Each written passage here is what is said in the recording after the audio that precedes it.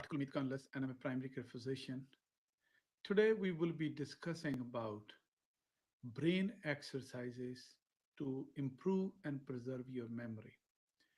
This is a very important topic because whole world as a whole is aging thanks to modern medicine, improvement in immunizations, nutrition, and both acute, chronic, and preventive care. We are living long, beautiful life, but we are seeing another facet of our problems which comes with aging is memory loss. We find that as we age, we have been losing certain aspects of our memory, especially the recent memory, which makes day to day life very difficult and challenging, both for the patient and also for the caregiver. This problem is unique, and in my word as a physician, I think it's a good problem to have that we live long enough to have this problem. But we must conquer everything which comes on our way to improve and preserve our memory. Memory evolutionary is designed as a record of past, and what's our past is made up of neurologically is two things: past experiences, which we feel through five senses, and through our knowledge, which we acquire through reading, writing, learning, meaning the collection of our memories which are not coming from our direct perception or direct experience from our senses. These memories are supposed to keep us safe and alive. And neurologically, the ultimate unit of brain is a neuron cell. You could imagine each neuron like a tree which has a bunch of branches upstairs, then it has a trunk, then roots. The main part we call soma, and the branches are coming from that body. Trunk is axon, and roots are the dendrites, and the bark around the trunk is your myelin sheath. In order to have proper memory, your ultimate unit of brain, which is neuron, it must be working perfectly. If it does not work perfectly, we will start losing memory. And how brain stores these experiences and knowledge in the brain is in the form of connection. The roots, which we call dendrites, branches, and the body, they make connections with each other. And those connections are like a highway. When some information comes in, your neurons make connections, and those connections needs to be maintained. So when we talk about learning, learning is making those connections.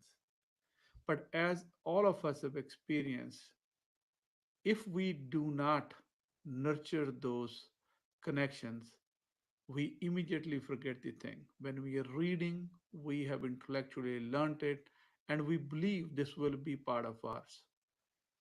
To maintain those connections, which is the fundamental unit of your memory, there are two main processes which nurture those connections. Those connections needs to be maintained. Those are number one, whatever knowledge or experience you have, how much emotional energy or emotional quotient it had behind it. For example, if somebody tells you something bad or good, you will not forget the rest of your life. It is noted that even in demented people, where they don't have any recent memory, but once they are put in a situation in front of a person or a situation where they have intense emotional experience in the past, they react to it. So emotion is the number one quotient. Emotion, how emotional response that generates, that is what will determine how strong those connections will be. And second thing is repetition. Like say, for example, if you're a student, if we do not repeat or read over and over, we will lose those connection, and in the exam you will not be able to recall. If you are a skilled worker, you know that how you precisely you measure it, you cut it, and then that becomes your second nature. Or a mechanic who knows to fix intricate machinery, and when they're doing it, they do not have to think, they keep on doing it. So what it means is anything we learn, it must have some emotional component to it, which we call emotional quotient and repetition. That's why random experience in life we don't remember. It is estimated that we don't forget anything, but to recall them into your conscious memory where you could experience it, you could feel it, it is not possible. So learning is making new connection and memory is preserving those connections. In United States, currently as we are talking, there are about 7 million people who have advanced dementia. And it is estimated that as we go through more years, by 2050, there will be 13 to 14 million people who will be having dementia. And this is an expensive disease. In United States, it is costing us $1 trillion every year, both in direct and indirect care. And there is a lot of pain and suffering. If you have a elderly family member in your family, you know how difficult it is to care for them. That leads to the next question: what can we do in order to improve or preserve our memory? So far, we determined and we have established memory is learning is making those connections, and memory is maintaining and nurturing those connections. This memory needs to be preserved in our body. So, what is the equipment of life? We all know us through our body. Body or every human being has five domains of life. One is the physical, which is your body. We all know everything about the body, our sensations, our pain, everything we experience to the body. That is the biggest instrument. Second instrument of life is your emotions. Emotions are the one which makes us richer.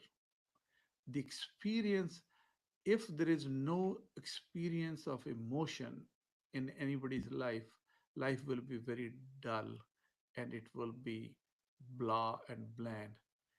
I think emotions are spices of life, sometime pleasant, sometime unpleasant. Third domain of life is cognitive, the critical thinking, our ability to understand us and our environment and making appropriate reactions. If we cannot think, analyze, there won't be any difference between animals and us. Our ability to critically think, analyze, plan, and act is the one which makes us human. Fourth domain of life is spiritual. Everybody has a different connotation on spiritual, but medically it is agreed that spiritual is whatever faith you have that provides you a personal GPS, how you conduct your life. And memory has a lot to do with your predominant predisposition, which we will go over in a minute. And the fifth is the social domain. Social domain is very, very important. Anything inside so far is your four things: your body, your emotions, your cognition, and your spirit. Everything around you, which is the fifth domain, is the social. If you look around, the whole world is made up of only five things. There is not a sixth thing we could categorize. First is other people, second, places, third, things, events, and time. So our life socially runs around other people, places, things, event, and time. And those five things gives us energy and misery, hope, worries comes from that. But as I said, they are the one which provide us the stimulation.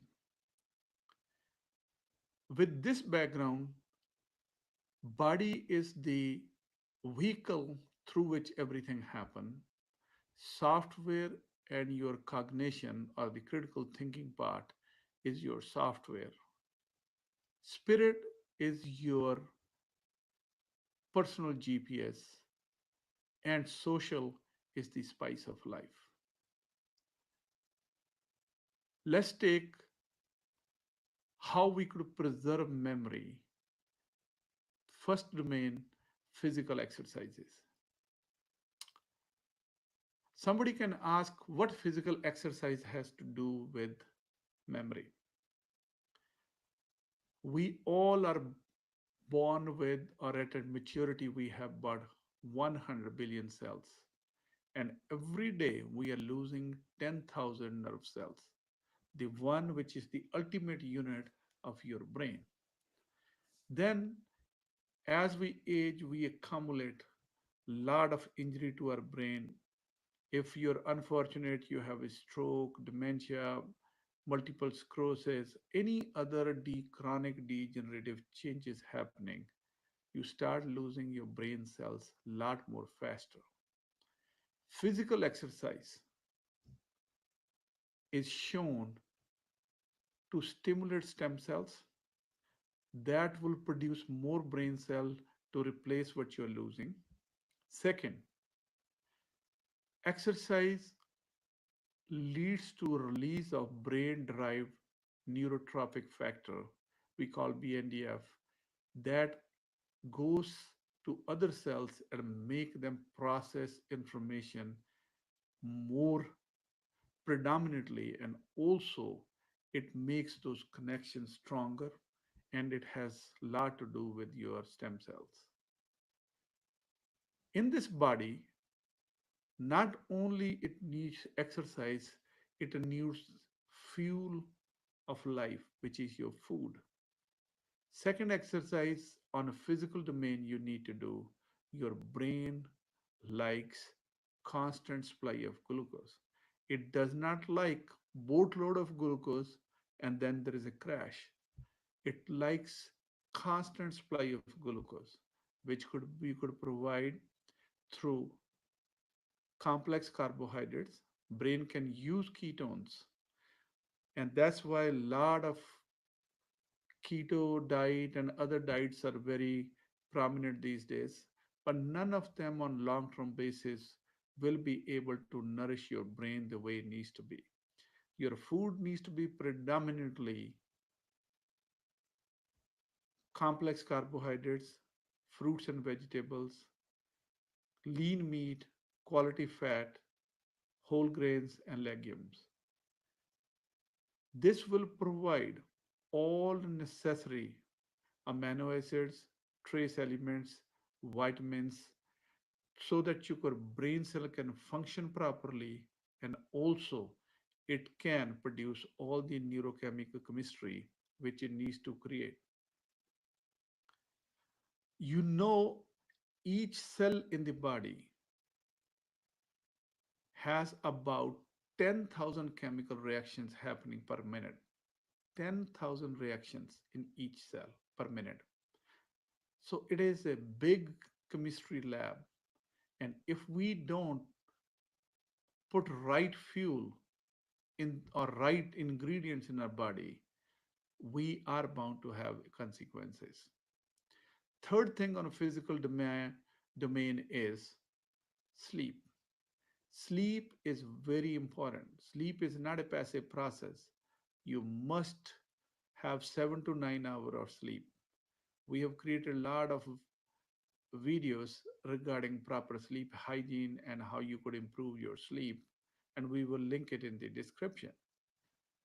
On physical exercises, there are three things: exercise every day, 30 minutes per day, 5 times a week minimum, preferably 7 days a week. Eat balanced diet and sleep 7 to 9 hours. Second domain, emotional exercises. The brain, the way the brain is wired, our emotions are our radar system. Emotions were not evolutionary looks like designed to make us feel pleasant or unpleasant. They were designed to keep us safe. They were a radar system. And the whole neuron anatomy of limbic system or our emotional machinery is such that it's widely connected with all parts of the brain, and it bypasses your cognitive thinking. Once you are emotional, you are not thinking. You are not having any conscious experience. Your, your brain is hijacked, and you will not be able to make connections and maintain the connections. The only way you could calm your emotions or calm your nerves is being here and now. Our life is governed by regrets of the past, worries of the future, and nobody is here and now. The most important exercise which you could do to improve your emotional health so your brain is not hijacked all the time is your gratitude journal. Daily write what three things you could thank for and what are the three things you could work for next day. You so that you could focus your cognitive and emotional energy for a worthy goal. If you don't have a direction, you will be wandering and you will not be able to focus and improve. So, gratitude journal is very, very important to calm yourself. As Marcus Aurelius said about 3,000 years ago, we just worry or suffer in future. Whole life is here and now. It is hard to be present all the time. And I think we need to remind ourselves we must write our gratitude journal. I have read autobiographies of many of the highly important people in this world, like Mahatma Gandhi. They all wrote gratitude journal and they always thank God for whatever they got on that day, what regrets they had, what they could thank for, and eventually they had a very clear description of tomorrow and they worked for it. Whatever they could achieve, they thanked it and moved on. And that's how it's a perpetual machine. You continue to improve. Third domain, cognitive exercises. If everything in your life is happening unconsciously, then you are not making any experiences, you are not making any connection, you are not learning anything, and you will not be able to maintain anything which is worthwhile. Live your life consciously, think, plan, and execute. And the most common exercises which will exercise this part of your domain of life or brain is cognitive exercises. doing puzzles, playing chess, Sudoku. And then there are a lot of known techniques which we could use to improve our memory. Even in ancient Greek time, there was a very well known exercise which they all did, and we that was called mental gym or mental palace. You basically know your surroundings. Let's start in today's analogy. When we reach home, and everybody, we most of us go through the garage, open the door, most of us pass through the kitchen, and then we go through this process. Know this path, know your environment completely, and look at the landmarks, door, your kitchen counter, your table, dining table, all those things in your space. And then on those places, you mark it and you imagine everything so that in a flash of a second, you should be able to see it. And in this memory palace, these destination, when you want to remember, you start putting the things on each of these destinations. Say, for example, you're trying to create a to-do list.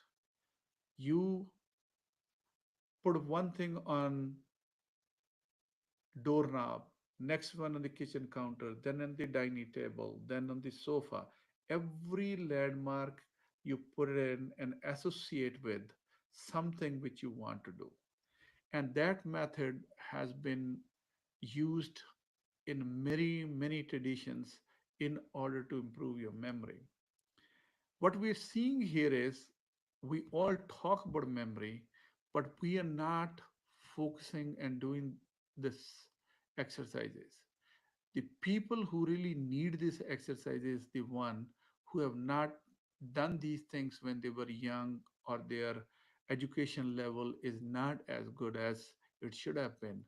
Those are the people who need these intellectual exercises, and we find in our practice they are the one who do not get involved in doing these exercises. Other part is meditation. What is meditation? Our whole storage of memory is about past experiences and knowledge, and the brain is the laziest organ. What it does is anything you do repeatedly, good, bad, or ugly, it automates it. And when it does automate, your body start doing the things automatically. That is your habits. Once you are driven by habits, you are not learning anything new. To learn something new so that not only the previous connections are maintained and you could make new connections and nurture them, you must have rich new experiences. We need to expose ourselves to different environments. We need to do something different. For example, if you go to job, take a different route. If you buy your breakfast only at one place, experience somewhere else. You must create rich experiences every day. And that is very important, because if you don't experience, then you're driven by habit. When you're driven by habit, there is no new connections which are made in your brain. You must work hard to have rich new experiences. As I described, this mental palace technology or technique is coming back again. People are associating the things, and in brain process the things parallel. Once you create new experience, new connections, and then associated connections with that, they will improve, and you will improve your memory. I think it's worth mentioning what I have learned about meditation. Meditation is like doing a gardening. Whenever you try to do a garden, that bed where you are going to garden, that is your mind. And if you ever look at it, you will find there is a lot of weed there. And then, if you have grown in the past, you may have remnants of the past, some old potato, sweet potato, or anything you do, you will find there. And that's exactly what happens in the brain. Your mind is full of weed. Weed is nothing but your old habits. And those habits keep on coming back over and over. You remove the weeds today, tomorrow the weeds come back again. Then the old seeds which were there, they are your past memories. You have to re-nurture them, you have to clean them. If you want to put something new, you need to weed everything out.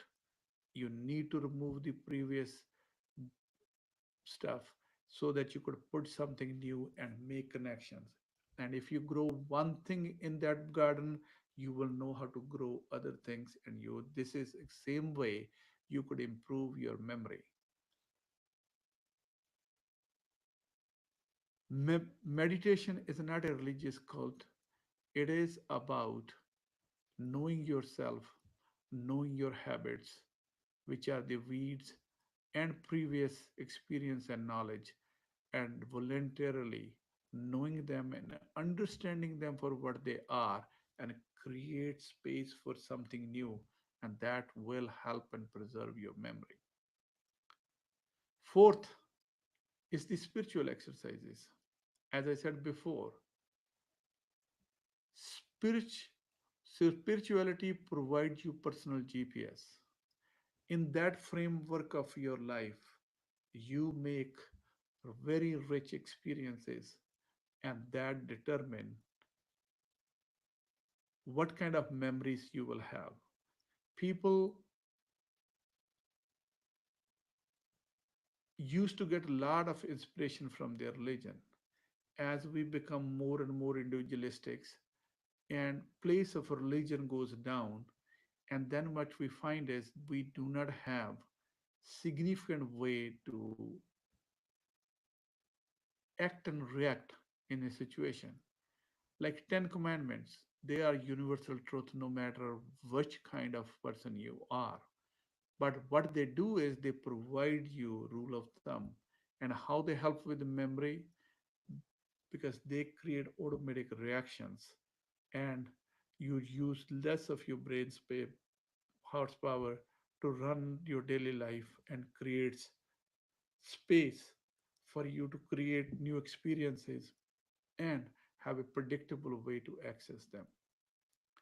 Spiritual exercises or social exercises, making new friends, visiting new places, going to different events,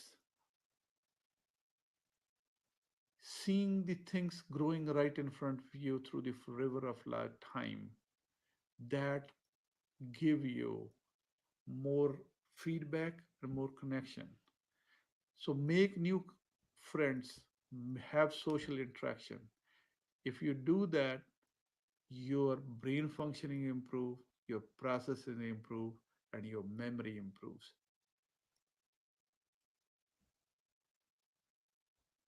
If we combine this whole thing into daily routine, we must exercise every day 30 minutes, 5 times a week, preferably 7 times a day, 7 times over a week.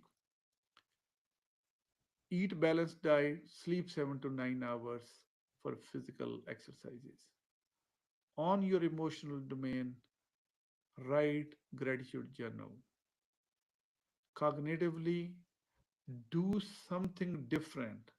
Create new experiences, and do not let your habits and previous experience control. If you clean that up, your hard drive gets defragmented, and you have a space, and you will be able to recall your previous memories. Spiritual domain or spiritual exercises, they provide you your personal GPS and way to act and react.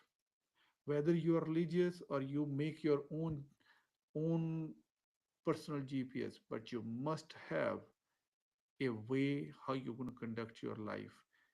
You should think hard and deeply to come up with your rules. Socially, make new friends, make new connections. There are two other concepts which are very important. One is taking care of your medical diseases and avoiding certain things. If you have high blood pressure, diabetes, cholesterol, COPD, any other chronic medical problems, make sure you get proper medical help. Get your disease treated to target based on evidence, not based on just whims. These chronic diseases, if left unchecked, they will lead to decreased blood flow to your brain, leading to heart attack, stroke, and other complications. And even if you don't have it, because of this global burden and inflammation and decreased blood supply to the brain, your brain will shrink and you will start losing your memory. Second, stop smoking if you do. Nothing is more detrimental to your brain than smoking. Anybody who drinks more than one drink a day is directly responsible for being losing memory as they go old. I hope I was able to convince you that if you do physical exercises, emotional exercises, cognitive exercises, spiritual exercises, and social connection and exercises, you will be able to preserve your memory and improve your memory. In the end, it's all about our lifestyle. Try to incorporate these healthy habits into your life. I hope you will be able to preserve your memory and you will be able to remember yourself and everybody around you for a long, long time. And I wish you a long, happy, rich life. Thank you very much for giving us attention. I will see you next week in another session and podcast.